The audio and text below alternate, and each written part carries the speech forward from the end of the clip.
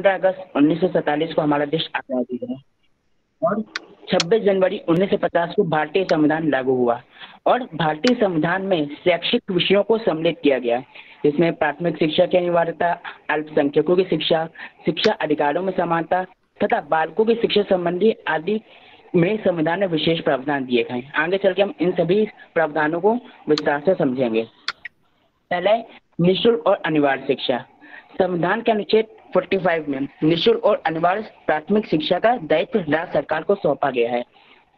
इस धारा में कहा गया है कि संविधान लागू होने के 10 वर्ष के अंदर अपने क्षेत्र के सभी बालकों को 14 वर्ष की आयु होने तक निःशुल्क और अनिवार्य शिक्षा देने का प्रयास किया गया है। जब हमारा देश आज़ाद हुआ, उसके बाद जब हमारा संविधान निर्माता जब संविधान बना रहे थे तो उन्होंने बड़ी सूझबूझ का परिचय दिया। उन्होंने 2 टारगेट रखे। पहला टारगेट रखा कि हमें पहले ही सबको शिक्षित करना है, तो उन्होंने इसके लिए किया कि हमें 10 वर्ष के अंदर सब टारगेट रखे, सबको शिक्षित करेंगे। लेकिन शिक्षित करना थोड़ा सा कठिन था, इसलिए ये टारगेट रखा कि हम 6 से 14 वर्ष के आयु के जो बालक हैं उनको निःशुल्क शिक्षा देंगे। तो संविधान में प्रावधान बनाया गया कि राज्य सभी बच्चों को 6 से 14 वर्ष के बालकों को निःशुल्क शिक्षा उपलब्ध कराई जाएगी। तो इस प्रकार से 14 वर्ष की आयु के सभी बालकों को अनिवार्य और निःशुल्क शिक्षा देने की संवैधानिक व्यवस्था की गई है। उच्चतम न्यायालय के द्वारा दिए गए एक निर्णय के अनुसार संविधान के अनुच्छेद 21 के अधीन शिक्षा अधिकार दिया गया है। अब शिक्षा संबंधी कुछ अनुच्छेद हैं, उनको हम समझने का प्रयास करेंगे। अनुच्छेद 30। अनुच्छेद 30 के अनुसार धर्म या भाषा के आधार पर अल्पसंख्यक समुदाय अपने पसंद के शिक्षा संस्थान स्थापित कर सकते हैं। जो अल्पसंख्यक समुदाय हैं वो अपनी धर्म के आधार पर, भाषा के आधार पर अपनी शिक्षा व्यवस्था को मजबूत कर सकते हैं। आर्टिकल 29 के अनुसार राज्य किसी भी शिक्षा संस्था में किसी भी व्यक्ति को धर्म, जाति, रंग या भाषा के आधार पर प्रवेश के लिए मना नहीं कर सकता। आप किसी भी सरकारी कॉलेजेस में जो सरकार है वो ये नहीं कर सकती कि ये इस धर्म के लोग केवल आ सकते हैं, इस धर्म के लोग प्रवेश कर सकते हैं या इस वर्ग के लोग प्रवेश नहीं कर सकते हैं। तो ऐसा सरकार नहीं कर सकती। राज्य को पूरी तरह से इसके लिए मना किया गया कि आप किसी भी धर्म, भाषा, जाति, रंग के आधार पर आप किसी भी शिक्षा संस्थान में प्रवेश के लिए मनाही की गई है। सभी जो शिक्षा संस्थान है वो सभी वर्गों को ले सकते हैं, सभी वर्गों के लिए वो समान रूप से शिक्षा व्यवस्था कर सकते हैं। अनुच्छेद 46 के अनुसार अनुसूचित जाति व जनजाति को शैक्षिक रूप से प्रोत्साहित किया गया है।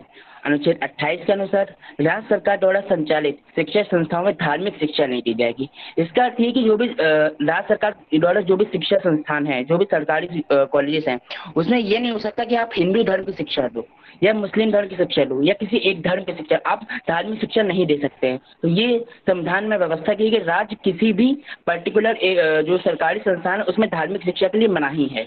आर्टिकल 15 में महिलाओं और पिछड़े वर्गों की शिक्षा के लिए राज्य विशेष व्यवस्था करने के लिए संविधान की दृष्टि से पूर्ण स्वतंत्र है। संविधान में पूरी तरह से स्वतंत्रता दी गई है सरकार को कि जो महिलाएं हैं, जो पिछड़े वर्ग है, उनके लिए आप शिक्षा की व्यवस्था कर सकते हैं, उनको एजुकेशन की फील्ड में आगे बढ़ा सकते हैं। आप उनको उनकी शिक्षा के लिए स्पेशल कोई व्यवस्था करना चाहते हैं, अगर आपके मन में कोई आइडिया है, तो संविधान की दृष्टि से आप पूरी तरह से स्वतंत्र है। अब आता है उच्च शिक्षा और शोध। इन्हें केंद्र सरकार स्वतंत्र रूप से अपने अधीन रख सकती है। यह संघ सूची 63, 64, 65, 66 उपबंध में वर्णित हैं। उपबंध 63 के अंतर्गत काशी हिंदू विश्वविद्यालय, अलीगढ़ मुस्लिम विश्वविद्यालय आदि संस्थान आते हैं। उपबंध 64 के अंतर्गत वैज्ञानिक या प्राविधिक शिक्षा की संस्थाएं आती हैं। उपबंध 65 के अंतर्गत व्यवसाय या तकनीकी शिक्षा, ये केंद्र सरकार के अंदर जो जो कॉलेजेस आते हैं या जो जो उसमें शिक्षा संस्थान है जो जो आते हैं उनका उल्लेख किया गया है। उपबंध 66 के अंतर्गत उच्च निर्धारण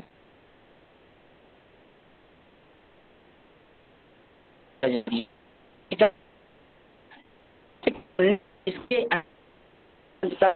करने की किसी क्षेत्र में गमन की सकता है, जैसे सभी पढ़ के बोलते हैं ये अधिकार उनको नहीं जगह जगह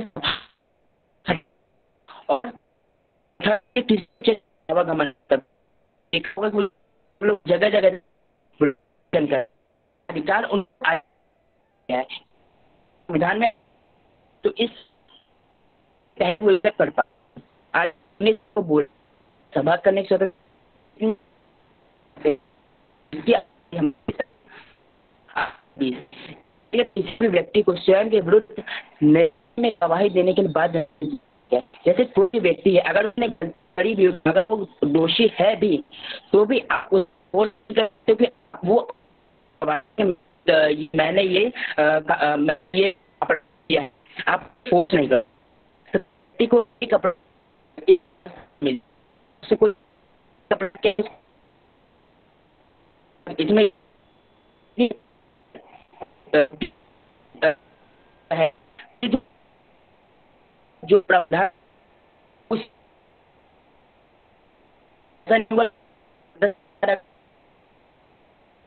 उसे विकास, तुम्हारी आवाज आ नहीं रही है साफ।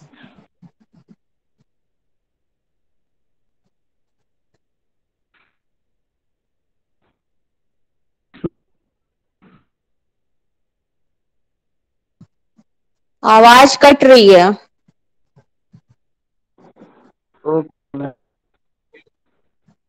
मैम देखो सही करो, नेटवर्क इशू होगा कुछ।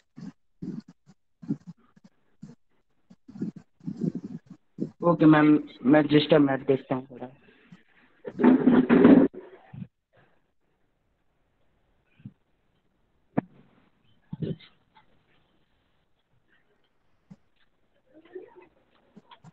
बोलो बोलो, अब बोलो।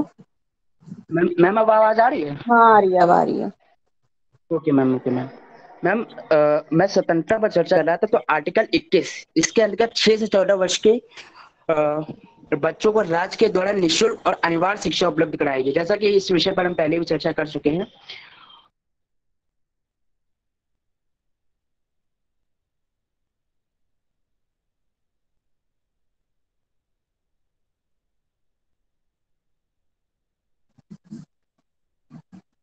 मुझे लगता है कुछ टेक्निकल इश्यूज हैं, अभी इसकी स्क्रीन जो है शो नहीं हो रही है। उसको रीजॉइन होने दो तब तक।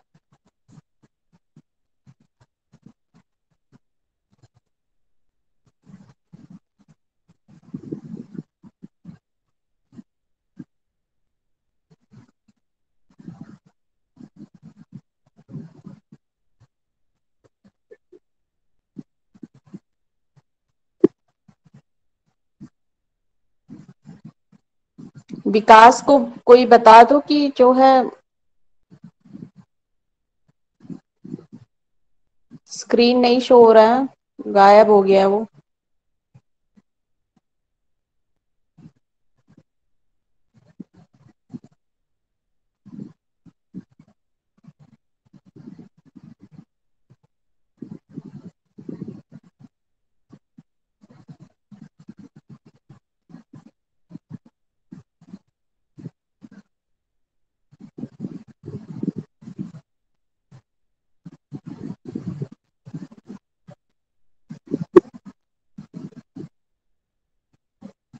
तो मैम वॉइस नहीं आ रही है। नहीं, हाँ वॉइस भी नहीं आ रही है। विकास लेफ्ट भी हो गया है। Yes ma'am.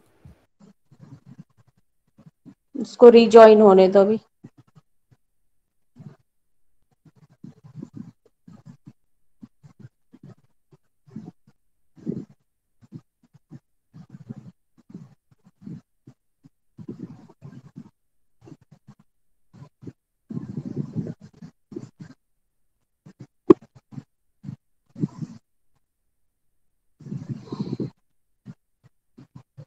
हेलो उद्धारक तुमने बताया। हाँ ठीक है विकास। Yes ma'am, yes. थोड़ा नेटवर्क इशू हो गया हुआ है। ठीक है कोई बात नहीं। Okay ma'am.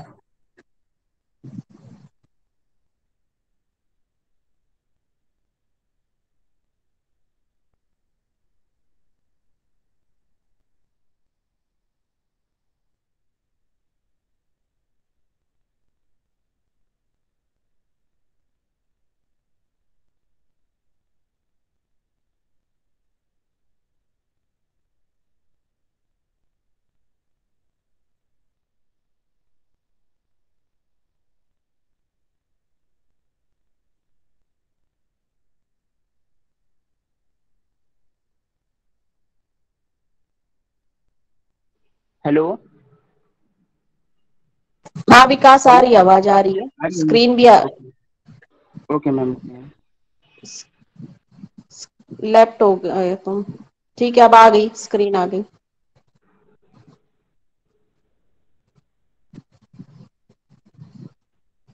Okay ma'am.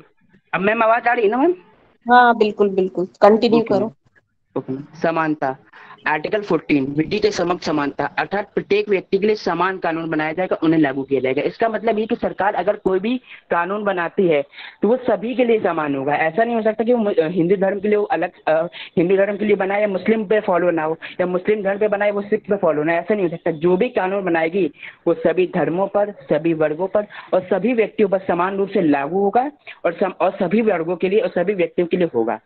Article 15 इसके अंतर्गत राज्य किसी भी धर्म, वंश, जाति, लिंग या जन्म स्थान के आधार पर नागरिकों में भेदभाव नहीं करेगा। कि जो राज्य है वो किसी भी धर्म के, रंग के आधार पर, जाति के आधार पर, वर्ग के आधार पर भेदभाव नहीं कर सकता। किसी भी चीज में, किसी भी नियम बनाने में या नियुक्ति में, किसी में भी वो भेदभाव नहीं करेगा। ये आर्टिकल 15 बताता है। आर्टिकल 16 लोक नियोजन के विषय में अवसर की समानता, अर्थात नियोजन या नियुक्ति के विषय में समान अवसर प्राप्त होंगे। जो भी नियुक्ति होगी, जो भी नौकरी होंगी, जो भी चाहे वो IAS लेवल की हो, चाहे वो FSC लेवल की, कोई भी अगर एग्जाम होगा या किसी भी लेवल पर एग्जाम दोगी, तो जो भी इसमें नियुक्ति होगी तो वो आपकी योग्यता के आधार पर होगी, ना कि धर्म के आधार पर, वंश के आधार पर, जाति के आधार पर नहीं होगी वो। और राज्य धर्म, वंश, जाति के आधार पर भेदभाव नहीं कर सकता।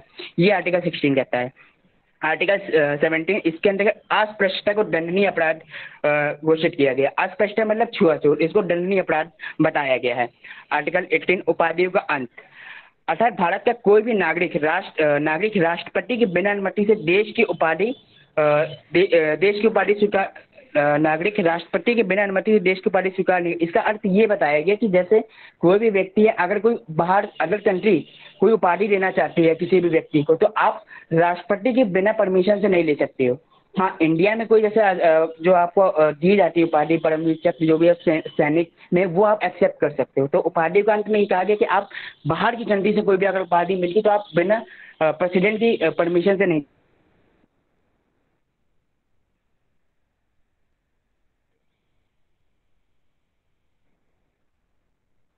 बंधुता। बंधुता सह अस्तित्व के सिद्धांत में विश्वास करता है। बंधुता का सिद्धांत कहता है कि प्रत्येक समस्या का समाधान विचार विमर्श से किया जाए, न कि संघर्ष से। देश के सभी लोग हम की भावना से युक्त हैं, अर्थात उनमें बंधुता हो। बंधुता का सिद्धांत शांति में विश्वास करता है। बंधुता हमको एक तरह से शांति में जीवन बिताने का संदेश देता है कि हमको अपनी कंट्री में शांतिमय तरीके से अपने सभी धर्मों के साथ, सभी वर्गों के साथ, सभी व्यक्तियों के साथ और पूरी सोसाइटी में शांति के तरीके से रहना चाहिए। हमको लड़ाई झगड़ा नहीं करना चाहिए, सभी को एक समान नजरिए से देखना चाहिए। बंधुता हमको शांति का संदेश देता है। अब आता है समाजवाद। भारतीय समाजवाद सामाजिक ढांचे में जाति, संस्कृति, धर्म एवं लिंग के आधार पर भेदभाव नहीं करता। आर्थिक क्षेत्र में निश्चित आर्थिक प्रणाली को अपनाता है। जो समाजवाद है, समाजवाद एकता, यानी कि समाज में एकता को संदेश देता है। और वो कहता है कि अगर कोई भी आर्थिक किसी का शोषण हो रहा है, किसी वर्ग का आर्थिक शोषण हो रहा है, तो हमें उसका विरोध करना चाहिए। आर्थिक क्षेत्र में निश्चित आर्थिक प्रणाली को अपनाता है। यह लोगों को आर्थिक विकास करने की स्वतंत्रता देता है, लेकिन आर्थिक शोषण का निषेध करता है। यह समाज में जाति, संस्कृति, धर्म एवं लिंग के आधार पर व्यक्तियों में भेद नहीं करता। ये भेदभाव नहीं करता है समाजवाद। ये एकता पर बल देता है, सभी वर्गों में, सभी धर्मों में, सभी भाषाओं में, तथा सभी को बराबर मानता है। अब आता है धर्मनिरपेक्ष। धर्मनिरपेक्ष जो कि बहुत जरूरी था। आर्टिकल 25 इसके अंतर्गत कोई भी व्यक्ति किसी भी धर्म को मानने के लिए उसका प्रचार प्रसार करने का उसको पूरा अधिकार है। कोई भी व्यक्ति किसी भी धर्म को मान सकता है। कोई भी व्यक्ति, चाहे हिंदू, चाहे मुस्लिम, चाहे सिख, चाहे सब, किसी भी धर्म को आप मान सकते हो और आप किसी भी धर्म का प्रचार कर सकते हो। आर्टिकल 26 इसके अंतर्गत व्यक्ति अपने धर्म के लिए संस्थाओं की स्थापना व पोषण करने का पूरा अधिकार है। कोई भी व्यक्ति अपने धर्म के लिए या कोई स्थापना करना चाहता है, उसको उसमें संरक्षण देना चाहता है, तो सरकार की तरफ से वो पूरी तरह से स्वतंत्र है। अब राज्य किसी भी व्यक्ति को ऐसे कर देने के लिए बाध्य नहीं कर सकता जो विशेष धर्म या धार्मिक संप्रदाय के लिए निश्चित किए गए हों। यानी कि सरकार टैक्स नहीं ले सकता धार्मिक स्थल पे। सरकार ये नहीं कह सकता कि हमको मंदिर बनवाना है या मस्जिद बनवाना है, कुछ भी बनाना है तो आप मुझे टैक्स दो। जो भी जैसे राम मंदिर के लिए जो पैसा लिया जा रहा है वो दान दक्षिणा है, वो आप चाहें तो दो या ना, अगर आप नहीं देना चाहते तो मत दो।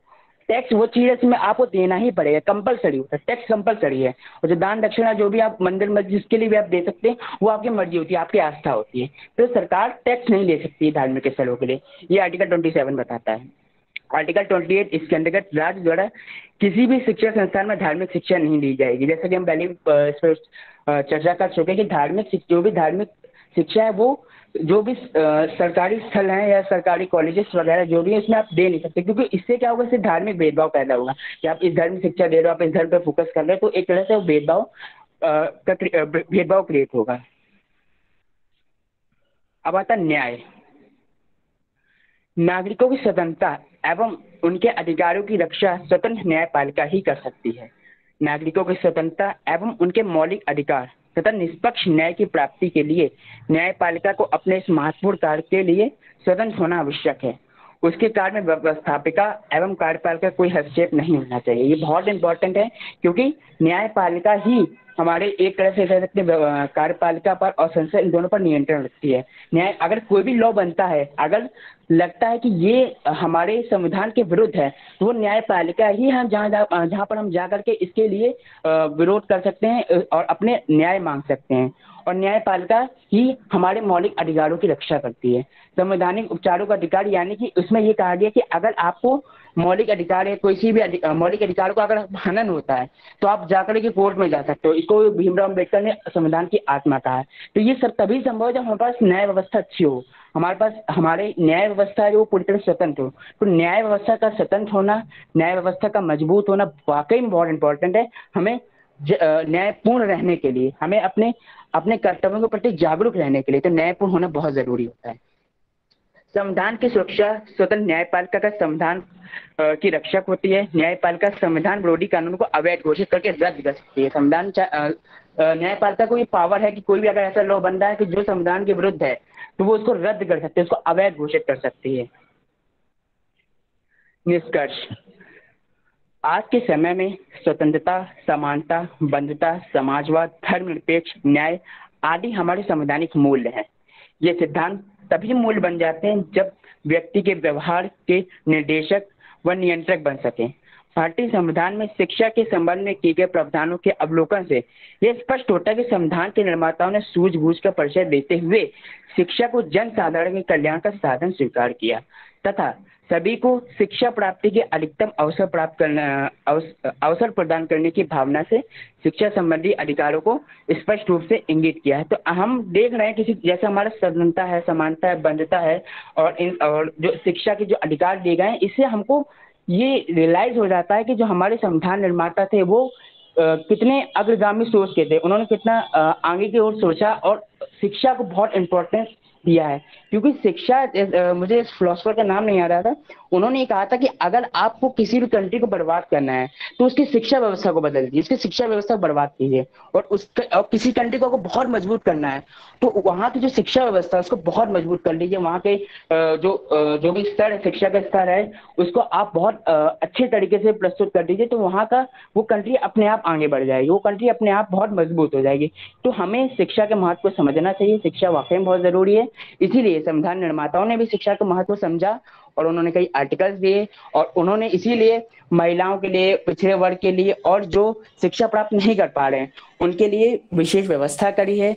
और इसीलिए 6 से 14 वर्ष की आयु बच्चों को निःशुल्क शिक्षा का अवसर प्रदान किया। हालांकि हाँ, कहीं कहीं पर ये चीज जमीनी स्तर पर देखा जाए तो वो उतनी फॉलो नहीं हो पा रही जितनी होनी चाहिए।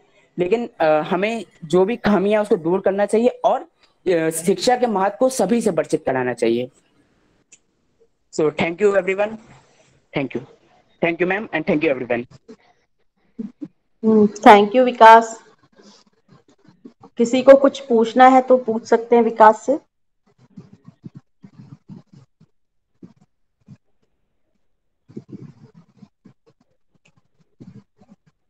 कोई भी प्रश्न पूछना है?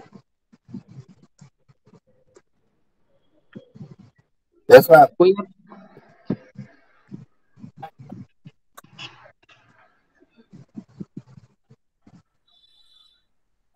दीपिका, कुछ पूछना है तुम्हें? No ma'am. Hello, good afternoon ma'am. हाँ देवाशीष, बताओ। मैम, मेरा विकास से क्वेश्चन है। इसने अभी कहा था कि कोई पुरस्कार दूसरे देश में पाने के लिए राष्ट्रपति से या प्रधानमंत्री से क्या परमिशन लेनी, ये सर मैम ये वाला पॉइंट कुछ समझ में नहीं आया मुझे। Hello hello. हाँ विकास भाई। हाँ ये भाई, ये पॉइंट पर मेरा भी कंफ्यूजन था। मैंने ये जो पॉइंट लिखा, ये मैंने ल्यूशन की बुक से लिखा है। ल्यूशन की बुक में मैंने ये पढ़ा, तो उसमें साफ साफ लिखा था कि अगर ये जो आर्टिकल जो आप बता रहे हैं उपाधियों का अंत, तो इसमें वो उन्होंने उसमें साफ साफ लिखा था कि अगर कोई भी व्यक्ति अगर किसी दूसरी कंट्री से कोई उपाधि लेना चाह रहा है, तो उसको प्रेसिडेंट की मतलब परमिशन लेनी पड़ेगी। बिना प्रेसिडेंट की परमिशन से वो नहीं ले सकता है। तो ये इस पर मेरा भी संशय है। मैं इसको समझ के आपको प्रॉब्लम सॉल्व जरूर करूंगा। हालांकि मैं भी इस पॉइंट पर बहुत कंफ्यूज हूँ। मैं मैं एक्चुअली बताता बहुत हूँ टाइम नहीं था, कि इसलिए मैंने इसको थोड़ा विकास समझा नहीं, समझ नहीं। विकास मैं बताती हूँ उपाधियों का अंत मतलब क्या होता है। पहले जमाने में मतलब जब हमारे ओके यहाँ ओके। राजाओं का था, तो लोगों को एक उपाधि दे दी, जैसे सरदार वल्लभ भाई पटेल को सरदार की उपाधि दे दी है। मतलब किसी किसी भी महापुरुष या किसी काम के अकॉर्डिंग अगर उसके ऊपर कोई उसकी विशेषता में कोई नाम, उसके नाम के अकॉर्डिंग कोई विशेषता जोड़ दी जाती है। तो वो अब जब से भारत स्वतंत्र हुआ है, नया संविधान आया है, तब से उसमें ये ऐसा नहीं होगा कि जो उपाधि आपने दे दी है सरदार वल्लभ भाई पटेल, तो उनके आगे सरदार लग गया, और भी आगे उपाधियां हैं उनको दी गई हैं, तो वो नहीं होंगी आगे से। जो जिसका नाम है वो वही रहेगा। ये था इसमें ये होता है इस आर्टिकल में, उपाधियों का अंत होना चाहिए। हाँ बिल्कुल सही दीपिका ने समझाया। जो पहले उपाधियां दी जाती थी ना, लोकनायक, महात्मा, महात्मा, फिर गुरु, ठीक है, ये सब उपाधियां जो स्वतंत्रता के पूर्व में प्रदान की गई थी, वो अब नहीं मिलते हैं। हाँ ठीक यही है। है। हाँ ये है, इनका अंत किया गया है। और जो आपका गैलेंट्री अवार्ड्स है, जो आपका भारत रत्न है, आपका पद्मश्री है, पद्म विभूषण, और ये सब उपाधियां, मतलब ये आपको एक तरह से रत्नों से सम्मानित किया जा रहा है। ठीक है। इसमें आपको कोई उपाधि नहीं, आपको एक वो प्रोवाइड की जा रही है, प्रशस्ति पत्र और ये सब, है ना।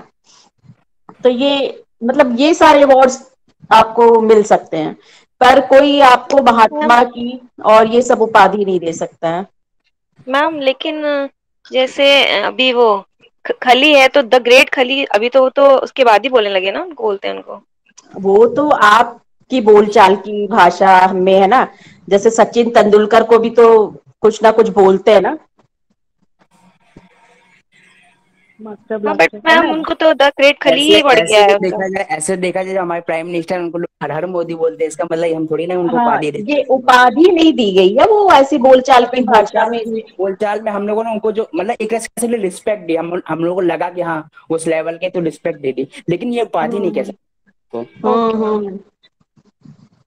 ठीक है। मैम चलो इस और पॉइंट पे मैम इस पॉइंट पे तो अभी जो हमारे बहुत ही मतलब मैम जो बहुत ही अच्छे बॉलीवुड एक्टर थे दिलीप कुमार जी, जब उनकी डेथ हुई, तो मैम उन पे उनके नाम के आगे भी तो मैम क्या कहते हैं इसे वो प्रीम चक्र करके मैम करके नाम को लिखा गया था, और झंडे में मैम उनकी वो हुई थी मैम, फ्यूनरल हुआ है मैम झंडा डाल के। तो मैम उपाधि तो उनको भी मिली ना फिर तो। मैम तो उनकी ऐसा रिस्पेक्ट भी, लेकिन उनको वैसा दिया गया एक तरीके से मैम, नाम में। वो आप सम्मान दे रहे हो, ऑनर दे रहे हो ना। उपाधि ऐसी कोई डिग्री नहीं प्रोवाइड कर रहे हो आप, ऑनर दिया है। उपाधि अब आजकल पीएचडी की डिग्री ऐसे है ना, और ये सब जो आपके अवार्ड्स मिलते हैं उसमें है। ये तो सम्मान देने की बात हो गई है। Okay ma'am, I got it. ठीक। हम्म। चलो ठीक है, फिर क्लास ओवर करें। Yes ma'am. Okay ma'am. ठीक। Thank you ma'am. Thank you ma'am. हम्म। Thank you ma'am. Thank you ma'am. Thank you ma'am. Thank you.